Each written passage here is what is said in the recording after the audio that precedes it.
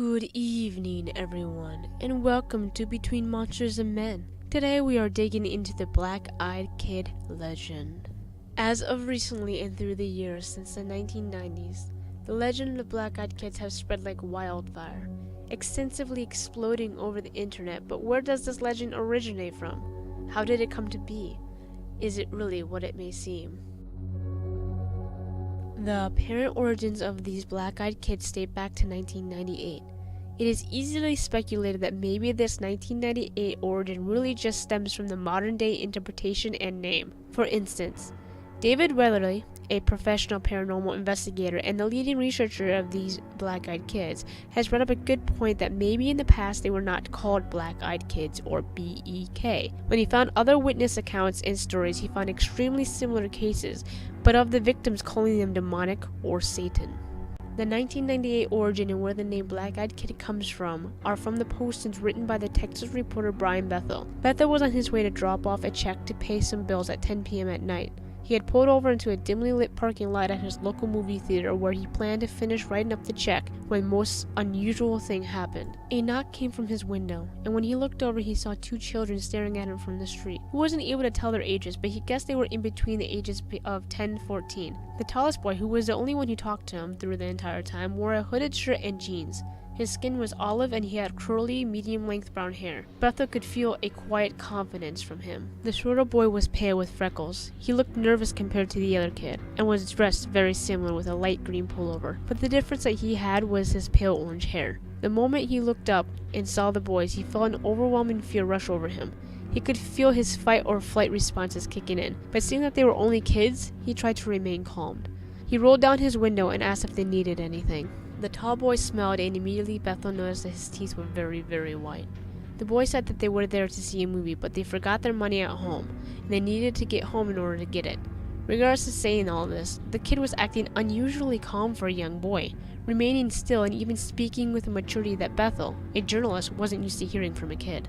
When Bethel didn't respond immediately, mostly due to his fear and uncertainty of the entire matter, the boys began to get nervous and anxious. The boy pressured him further, claiming they were only two little boys who needed to go home, which only made Bethel more fearful. Something in the boy's tone set off alarm bells in his head, and Bethel just felt all out wrong about the situation. Bethel tried to distract the question with another, asking the boys what movie they were going to see. The boy responded they were going to see Mortal Kombat, which was a version of the series and was indeed coming out that year. Bethel was finding it harder and harder to respond. He was getting nervous and searched the movie theater sign for accuracy in what they claimed.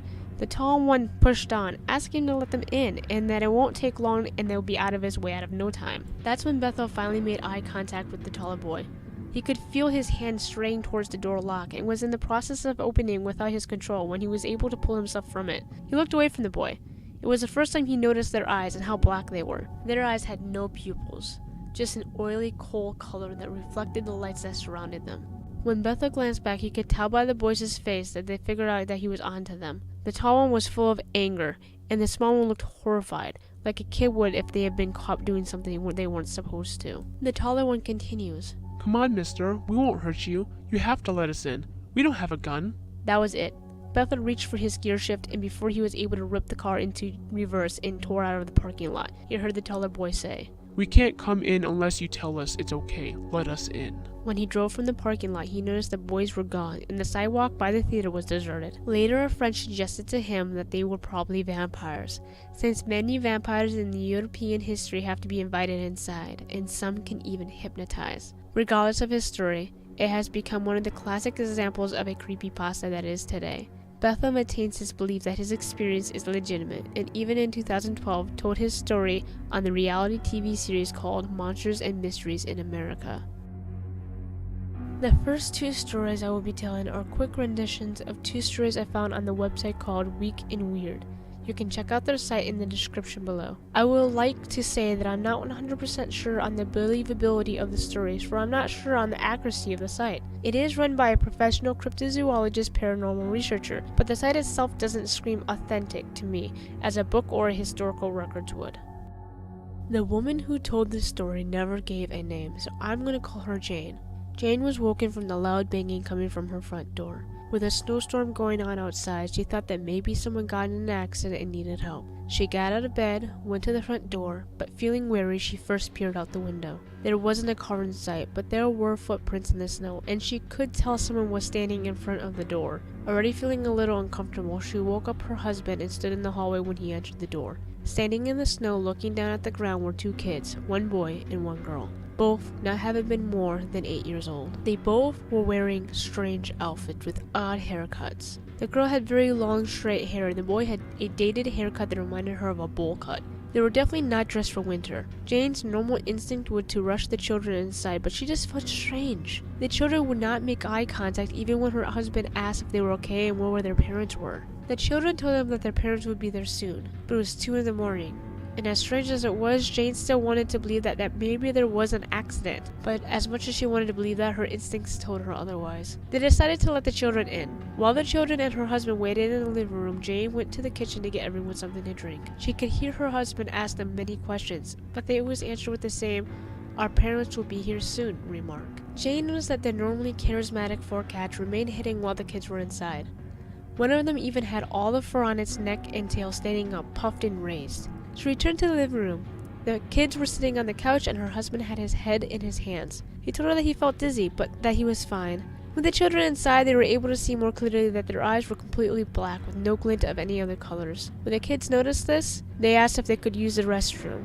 Jane showed them the way and hurried back to her husband. Her husband's nose started to bleed, something that never happened before. She felt as if this sudden nosebleed and dizziness had to be the cause of the children, and that's when the power went out. She left to go get a tissue for her husband, and when she did, she could hear her husband call her name in the living room.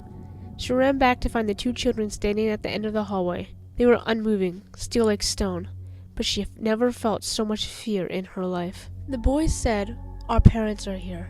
And the 2 children walked to the front door, opened it, and walked out, leaving the door wide open. Jane and her husband both looked out the window to see 2 men standing by a black car that was sitting idle at the end of their driveway. They were wearing black suits and were very tall. After they left, about an hour later, the power came back on. Over the next few months, their 3 of the 4 cats went missing. Jane and her husband found one of their cats in a puddle of blood in the living room. The cat had looked like he had been vomiting blood, and the vet told him that the cat had some kind of hemorrhage. Her husband's nosebleeds became a regular occurrence. They went to the doctor, but he couldn't sum up anything other than dry nasal passages. But then he was diagnosed with an aggressive skin cancer. The doctor asked if he was using any tanning beds, which he hadn't, but the kind of melanoma is linked to an overusage of indoor tannings. The doctor said he will soon recover, but it was still abnormally odd how bad it got so quickly. Her husband was never the type to work outside and spent most of the time out of the sun. Jane herself started suffering from regular dizzy spells and nosebleeds on a normal basis, problems at which she had never had before. This story is told from Jamie Lynn, of her friend who had an experience with the black-eyed kids. Due to not having his name also, I'm going to call him Joe. Joe had visited a friend in California. On his way back, he stopped at a bar to have a drink before going to a hotel for the night. Before he would leave, he had become good friends with a beautiful bartender who served him his drinks. She offered him her house to stay at, telling them that he could leave his car at the bar since her house was in a remote area that could be a confusing drive back from. When they arrived at her house, they had a sexual experience. Joe would later tell Jamie Lynn that during the entire time since he had arrived and during his sexual events, he felt very fearful. He said he felt that the way she was acting wasn't normal and sounded almost inhuman. While she slept in the bed next to him, he got up to get a glass of water. As he walked to the kitchen, he said he saw frightening-looking children walk around the place. Now, having seen them before in the large 2-story house, and then them appearing when it was 2 or 3 in the morning, had him feeling a little suspicious, but even more afraid. All the children looked at him with completely black eyes, and the more he saw their eyes, the more he felt a horrible feeling overwhelm him. The next day, the woman did return him to the bar, but instead of driving up to the bar fully, she forced him out and made him walk the rest of the way. Jamie Lynn said that she met up with him a week or 2 after his encounter, and he seemed perfectly fine, if not a little frazzled. But a month after, he was diagnosed with bladder cancer, and no medication or treatment could impact his condition. Before he died 6 months later after his diagnosis, he truly believed that it was all caused by the experience he had with the black-eyed children. These following stories come from the mouth and heart research of David Weatherly a professional paranormal researcher and explorer, a man who's put 40 years into the study of all things related to paranormal and ufology. Instead of getting the stories from forums or sent to him via email, he goes to the people and interviews them personally, or looks up the historical records. These are just a couple from his research out of the many. This report comes from the National Investigations Committee on Aerial Phenomenon. Two men known as Elaine and Patrick were driving through a small village. It was around 3 p.m. when they decided to turn around and take a different route. When turning, Patrick noticed something near the last house in the village that made him hit the brakes. In the courtyard of the house were 5 small figures. 3 of the 5 stood in the background, huddled together. Another was tracing its hand along the home, and the last figure stood facing the 2 in the car. Elaine rolled down his window to get a better look. He said his blood ran cold when facing the being. All 5 characters were just over 4 feet tall, dressed in long garments that almost reached the ground. The garments had multicolored spots on them, and the beings themselves had an earthy yellow skin and long hair that fell to their backs and waist. Their noses were compressed inwards, and their eyes were enormous, solid black hemispheres the size of billiard balls. The being closest to the car began to wave Patrick and Elaine to come over, but the motion scared Elaine so much that he screamed in terror for Patrick to drive away. He hit the gas pedal and they sped off and out of the area. Later, they told several locals of what they had witnessed, but when they returned hours later, they found no sign of the small beings anywhere. It took 8 months for an investigator to finally come to the scene. He spoke to the nearby residents and was only able to find a neighbor who had said they noticed the beings on the road in front of the home. He described them as children in yellow oilcloth. While this case is a pre-internet account, it doesn't completely fit the look and attitude of your typical black-eyed kid, but relatively close. Harold was 16 when he was making a long walk home from a friend's house. He was making his way down a dirt road when he noticed a small figure leaning against a fence. The closer he got, the more he was able to notice that the figure was a boy, and not someone he had not recognized. He felt unusual about this, since in his small town everyone knew one another. He asked the boy if he was alright, but the boy didn't answer at first. But after a moment he finally said, I want to go to your house. Take me to your house. A chill ran through Harold, and he wasn't sure how to respond. The boy looked up at him, and Harold could see a pair of solid black eyes staring up at him with desperation. Instead of feeling the need to help the boy, he felt glued in place and terrified. Frantically, Harold looked up at the road, plotting a plan of escape. But as he did, the boy said, No, don't you run away from me. You're going to walk me to your house. Harold felt threatened, and without another thought, he ran for it. And as he did, he could hear a screeching wail behind him, a sound similar to that of a bobcat. When he reached his house, he flung open the door and burst inside, startling his parents, who asked what was wrong. He explained to them what he had saw. His father, always having been protective, grabbed his shotgun and headed for the road and searched for this boy his son saw, but he found no sign of him anywhere. The family was left wondering what Harold had experienced, but his mother feared that it had been the devil himself, so afraid of the thought that she brought Harold to the local clergy to be blessed. So what are the black-eyed kids? David regularly had made a point during an interview about his research that he wanted to look deep into the history of the first sightings and see if they had surpassed their modern-day name of BEK. What he found was what he expected. Before the 1990s, they weren't referenced as the Black-Eyed Kids, but plenty of other names. From devils, to vampires, to demons, to aliens, and so on. It all depends on the mindset of the victim and their beliefs. The size of these creatures or the color isn't what frightens people. It's those black eyes and unsettling aura. How these speak almost robotically with no emotions, pushing their demands to the point of threatening, and their odd behavior that has them standing stiff. And still, unlike what a normal unsettling child is like. In Weatherly's examination, he pointed out many similarities in some, if not all his cases, that these children feed off the fear of their victims, much like a demon does or a vampiric spirit. They're able to read emotions and the minds of those they approach, again, similar to a demon. In all cases, their goals seem to be in the intent of getting close to their victim or witness, to the extreme point of entering their home, vehicle, or establishment. They want in, and are clear they want it, and even threatening to get it. And like most home owners say, the home is where the heart is. It is also where we feel the safest, where we put our souls and our spirits, and where our weaknesses and strengths can be perceived the best. I might be young with little field research under my belt, but I've grown into the world of the paranormal, supernatural, and things creepy and bizarre since before I can remember. My parents would have me watch Unexplained Mysteries, the 1980 werewolf, zombie, and vampire movies since I was a babe. They didn't want me to grow up afraid of these things if they were real or not, especially my mother, who was a horror freak. And that doesn't make me an expert, but I did start doing heavy research into these creatures since I was 10, and heard of a rumor of a dragon was found on a beach. Of course, it didn't happen, but kids were being kids. But I really became fascinated with researching and learning that it became an everyday thing to look it up online or read books on them. I would spend hours at the bookstore reading the entire New Age section where these books were at. The point I'm trying to get at is I have never heard of an alien having to be invited in. Maybe out of the years of data that many can't get their hands on due to police reports or being in the localized area where the true records are at has limited my knowledge, but out of the hundreds I have heard of, I still can't recall an alien needing to be invited in, or even look like a child, like a human child, nonetheless. Yes, the big, buggy black eyes are the only similarity I personally can see, but that is literally all. Science has been dabbling with the idea and research of interdimensions for years on years. It can be a definite reality for us. It could be 5 dimensions, it could be thousands, much like our galaxy. And I can't say it's not possible for these black-eyed kids to not be from one of these dimensions. But what I asked myself when people say it's a possibility is this: why here? Out of all the dimensions, why leave yours and come here?